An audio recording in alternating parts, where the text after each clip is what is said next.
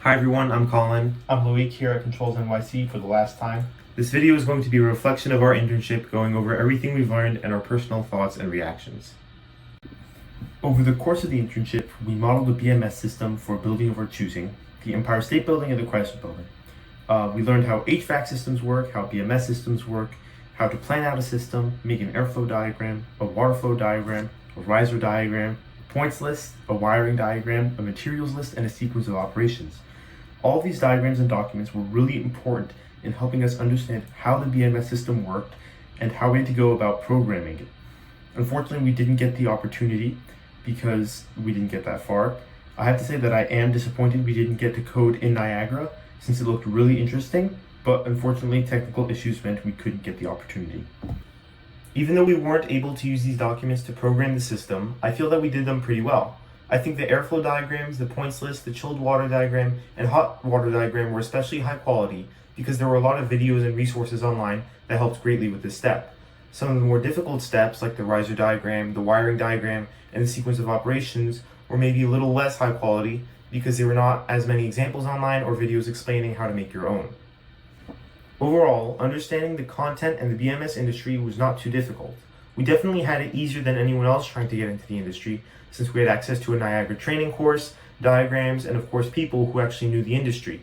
But I think that there are many resources online that could be helpful for someone trying to learn BMS.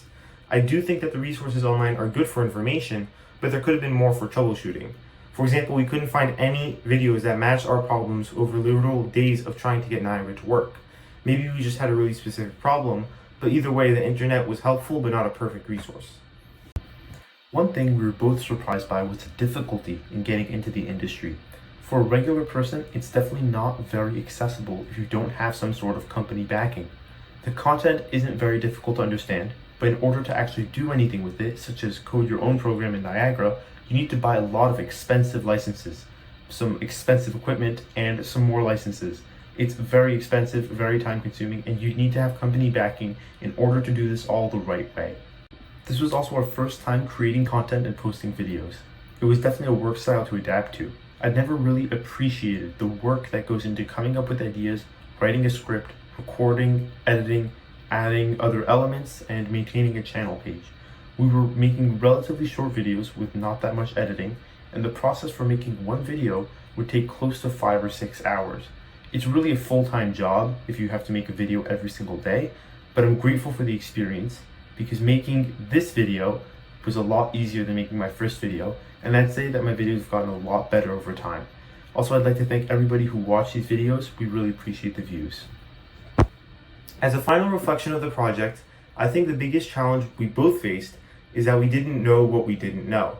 There were many times where I was feeling comfortable and I thought I knew everything I needed to know just to find out that there was another diagram I had to make, or another factor that I needed to take into account.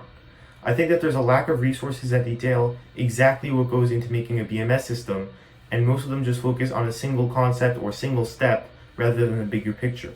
Hopefully these videos that we're making will help anyone getting started, because I feel like we were pretty thorough in all of our steps. Another challenge obviously was getting Niagara up and running. Found it a little complicated because you needed licenses, controllers, a backnet network, and it was just a lot more than what I expected.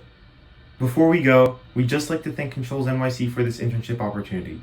We learned so much about the BMS industry, engineering, and content creation, and we are very grateful for having had this great experience. Learning the design process and applying it to a project was really a great learning experience that's going to be very important for us going forward. And that just about wraps up today's video. Thank you again for watching this series. We hope you enjoyed it or learned something. Consider leaving a comment and subscribing. I'll see you soon.